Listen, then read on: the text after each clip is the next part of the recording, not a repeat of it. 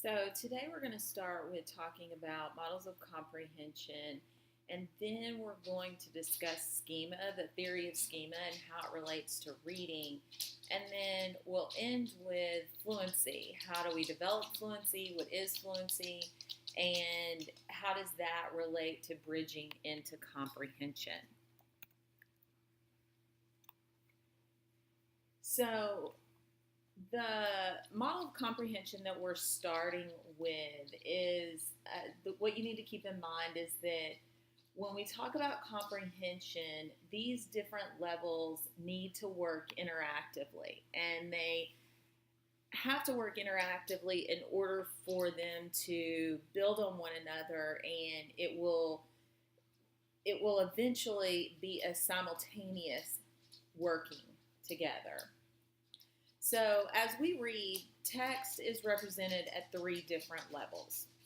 The surface structure, which is actual words and sentences, and as we read them, we can we can begin to understand what those words are in our minds. Afterwards, we cannot recall exact wording verbatim, but that leads us to the next level, which is text base. And during text base, the reason you're able as a reader to recall the basic storyline of something you read is because you create a text base. So as we read, we organize that information in a coherent form in our mind. All of the pieces of information that we've developed in our mind while reading move into a particular structure. And inferencing here is critical. That's a really important point to understand about text base, is that as we're organizing this information into a coherent form, we are also able to do inferencing, and that is critical for our reader to be successful at that level. The third level is situation model. So we put our ideas from the text base into a context, and that context is this situation model. We typically want to relate it to an actual situation we know about. This does require background knowledge that we have stored in our long-term memory. And this level is critical to understanding the text. If the reader is not successful with the situation model level, then full understanding really just does not happen. Now, the theorist that put together this model, this comprehension model, did so in the 70s, because before that, what we focused on in reading was independent words and sentences, but we didn't look at how they occurred in context. And this whole model is really related to how we can put reading into context. So how do the levels work together? Well, you'll find in the chapter on page 118 a particular story where it shows how these levels work together. It walks you through the process of those levels. So you might take a moment, if you want to pause the lecture, go into that section of the chapter and skim through and see how do those levels actually work together with a piece of text. Now, how does this apply to reading teachers, and how can reading teachers use this? Well, the whole purpose of applying these levels is that eventually we want to have the main idea of the text. That's what moving through the levels is able to help our readers eventually do. And by having that main idea, we have an overall comprehension, and then we can dig deeper into other understanding.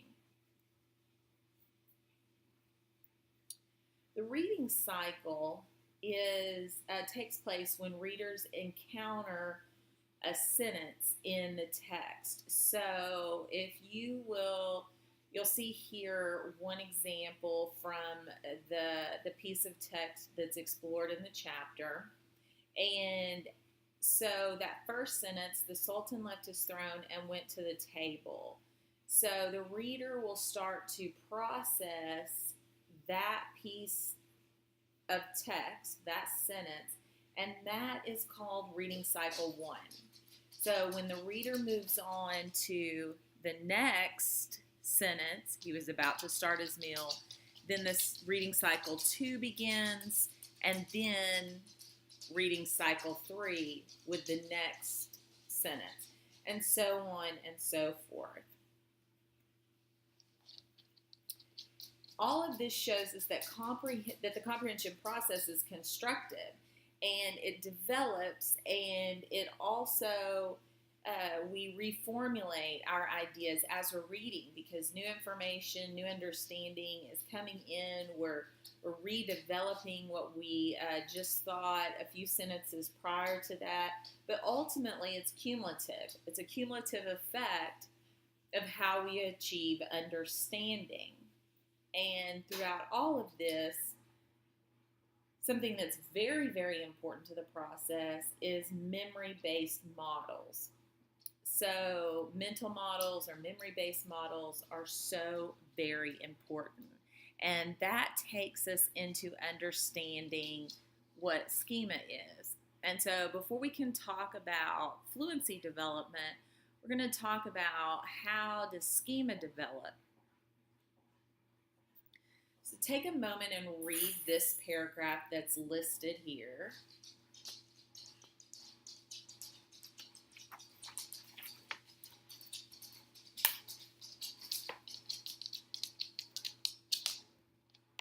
And keep in mind that how much of these specifics in this paragraph could you verbatim recall or give exacts if asked to recall back? Now, my guess is that it would be difficult for you to read through this and just keep in mind all of the details laid out in this paragraph. Now, use this image that you see on the screen. And what if you had this picture before you were reading the paragraph? Would that help you recall some of those details a little easier, keep them organized in your mind a little easier, and recall back to them? My guess is that you could recall them much easier if you did have that visual before you started reading. And that is related to schema. So schema is very important, and you can think of it as a mental model or a picture, or it's a structure of information that we have about things in the world or events. And without that structure, it's really hard for our students to be able to connect to the text. So let's take this other example. Think about go through this procedure, read through this procedure, and think about what is happening. What is this process that it is talking about here? Because this is a procedure that you actually have done many times.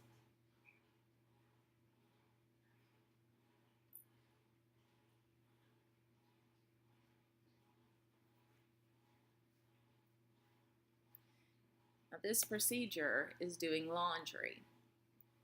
So think for a second, if you had known that when I told you to read this procedure, if you had known that I was going to have you read about the procedure of doing laundry, then would reading this paragraph be different for you? The answer is very likely yes. It would be very different when reading it because you would have a mental model. Once you have that mental model, it makes reading a piece of text much easier. Now, begin to think about, as we talk about schema, begin to think about those levels of comprehension that we just talked about. How do you think some of that relates? So what exactly is schema? Well, again, it's a mental structure. It's a mental model, and we have all types of schemas about other people. We have schema about school. We have schema about restaurants and what to do when we go to different types of restaurants. You even have schema that you have developed about what do you do when you go to certain relatives' homes. Maybe you have a relative that you can't touch anything, or that their house seems like a museum. Well, that's a schema that has been developed over time for you. So how does all of this relate to reading? Well, as we showed in the examples, the two examples earlier with the picture of the balloon and then the second example of doing laundry, the whole idea is that when we have a mental model, we are able to connect to the text, we are able to understand the text so much better. Now, the goal of reading is comprehension, and before we can get to that, we have to build fluency or focus on fluency. Decoding is a part of the process that helps us get fluency, but fluency is the bridge into comprehension. And so that ability of fluency to take the words that we're learning and beginning to understand and then putting them into a text, that's where we move into comprehension.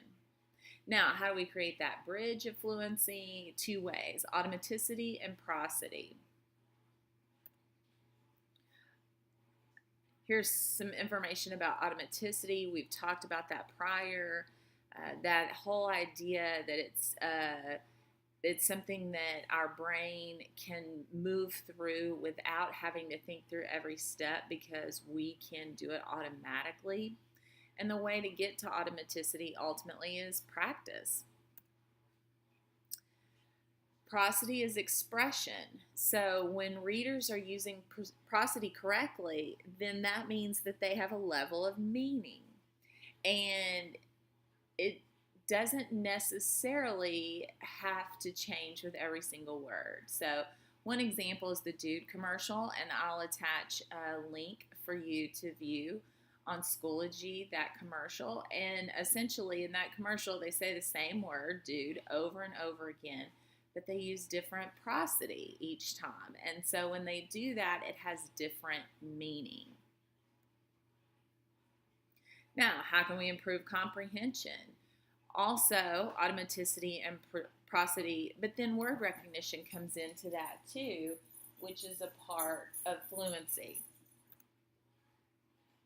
So there are several things that are the building blocks of fluency. We model fluency. We talk about prosody. We're going to assist our readers. So we may have audios of readings that help assist our students, a paired reading, back and forth, choral reading, and our students read with us or they echo us. And then practice. We are going to work with fluency at least 15 to 20 minutes a day. So what does a typical fluency development lesson look like? Or sometimes you will hear it referred to as an FDL, and that's just a fluency development lesson. This is usually 15 to 20 minutes a day. We're working with different text. It can be a poem. We can be working with the text that we're already working with that day or that week.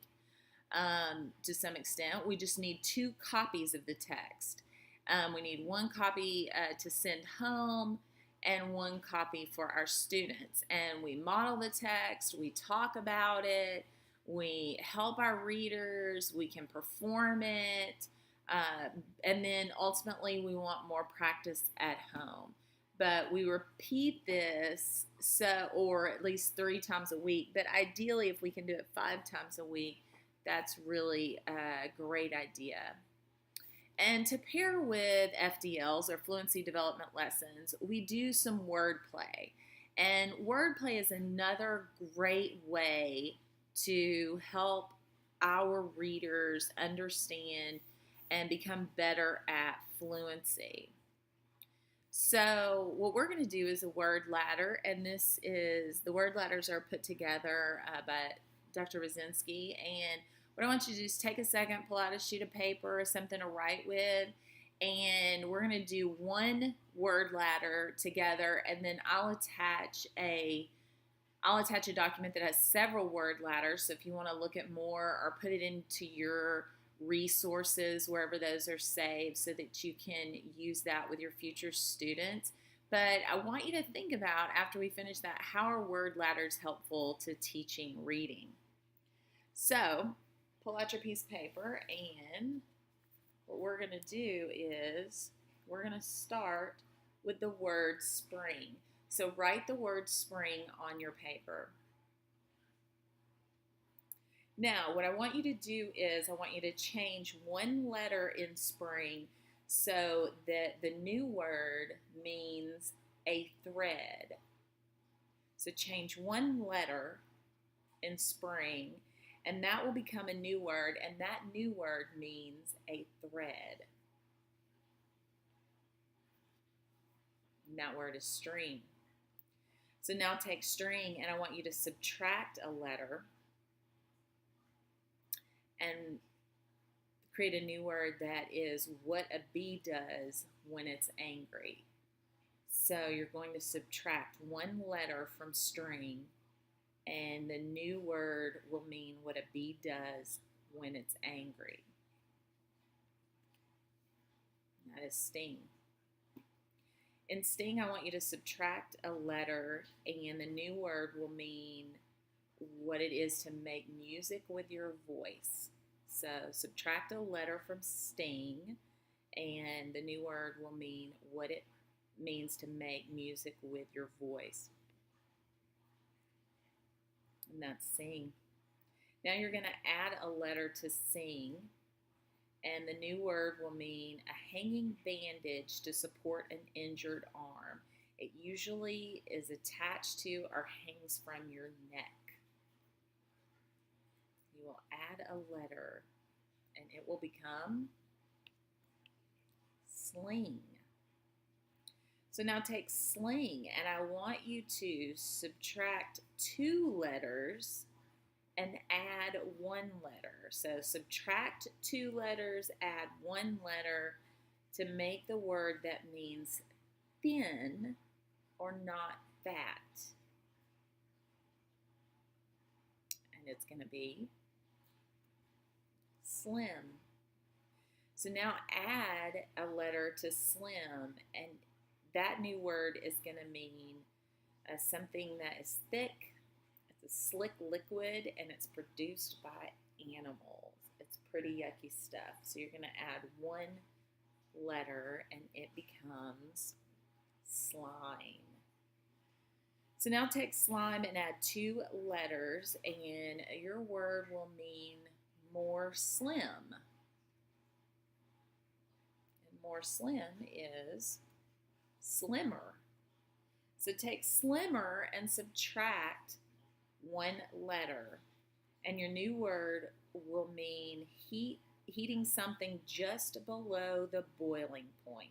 So subtract 1 letter, and the new word will mean heating something just below the boiling point. And that will be simmer. And then we take simmer, and we're going to change 1 letter into another season than spring. So we're going to change 1 letter and move to another season than spring, and that is summer. And that is how we turn spring into summer with a word ladder. So now I want you to think about how a wordplay like this could help us play with words, and we have to understand meaning in order to do this. And this helps build fluency. And fluency, in turn, along with the parts of fluency, automaticity and prosody, we're able to then move into comprehension.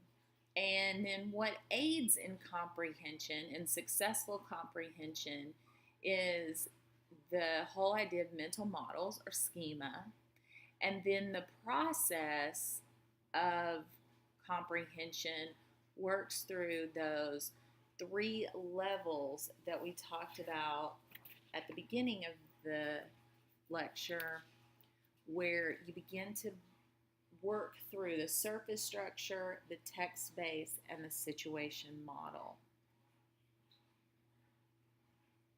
So as you go back through this chapter and this information, consider how all of these different aspects of reading work together to build on one another.